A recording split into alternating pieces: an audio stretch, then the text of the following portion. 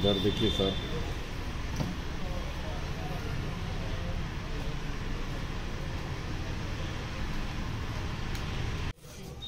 आज की जो प्रेस वार्ता है ये रोसड़ा थाना अंतर्गत विभिन्न कांडों में फरार चल रहे वांछित और पूर्व के अपराधकर्मी सुशील कुमार सिंह उर्फ बबलू सिंह की गिरफ्तारी को लेकर के आज की ये प्रेस कॉन्फ्रेंस है।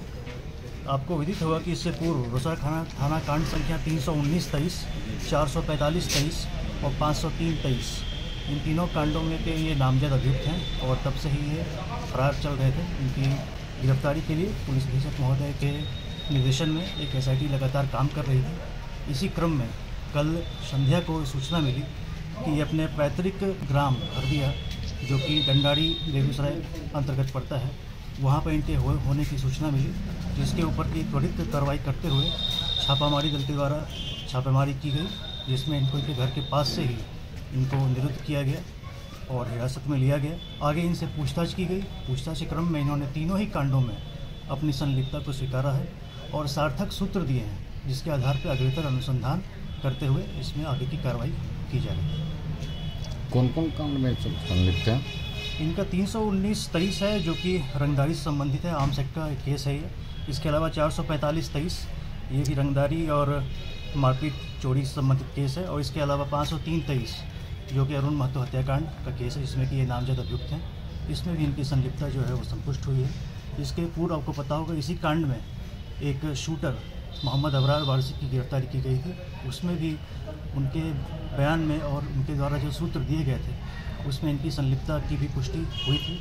आज जब इनसे पूछताछ की गई है कि उन्होंने इस कांड में अपनी संलिप्तता को स्वीकारा है और ये सारी साजिश जो इन्होंने पूर्व के अपराधकर्मी जो कि जेल जा चुके हैं राजा झा के साथ मिलकर की थी, इन दोनों के द्वारा ही इस पूरे घटनाक्रम को फाइनेंस किया गया था।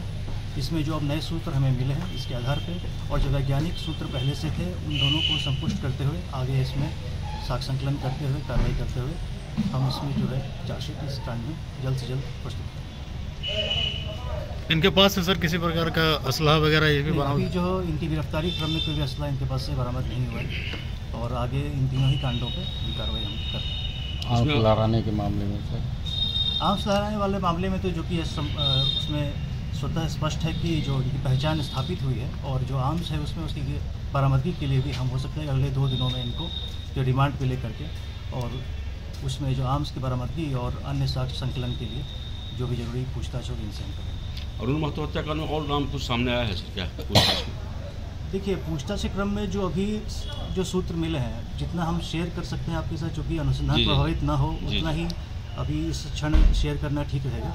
इसमें इनकी संलिप्तता तो स्पष्ट हो रही, क्योंकि इन्होंने जो फाइनेंस करने की बात आई थी, जो पैसे को देने की बात आई थी, तो इस समय जिसमें ये सारा कुछ तय हुआ था ये घटनाक्रम, तो ये वहाँ मौजूद थे जब इसमें अपराधकर्मी जो सुभाष झा उससे बात हुई थी उसमें ये वहाँ पे मौजूद थे। और चूँकि इनका जब से ये जेल से बाहर निकले हैं तब से ही जो इनका ज़मीन संबंधित जो इनका एक वर्चस्व कायम करने का रोसड़ा क्षेत्र में इनका प्रयास रहा है, जिसमें कि इस अनुमंडल क्षेत्र के कुख्यात अपराधकर्मी के नाम का भी सहारा ये लेते रहते हैं। तो उसी क्रम में ये उसी अपना ज़मीन के कारोबार में आगे बढ़ रहे थे, जिसमें कि कहीं ना कहीं इन्हें परेशानी हो रही थी। जो मृतक हैं उनसे इनको परेशानी हो रही थी और राजा झा जो है उनका राजनीतिक जो है उनको हानि पहुंची थी जो चुनाव हुए थे उसमें, इसलिए दोनों को ही लगा कि इस व्यक्ति को रास्ते से हटाना जो है वो ज़रूरी हो गया है। इस तरह से इस पूरी साजिश को रचा गया था और घटनाक्रम को जो अंजाम दिया गया इसका पहले खुलासा कर दिया गया है। इसमें साक्ष्य संकलन करते हुए आगे हम इसमें कार्रवाई करेंगे।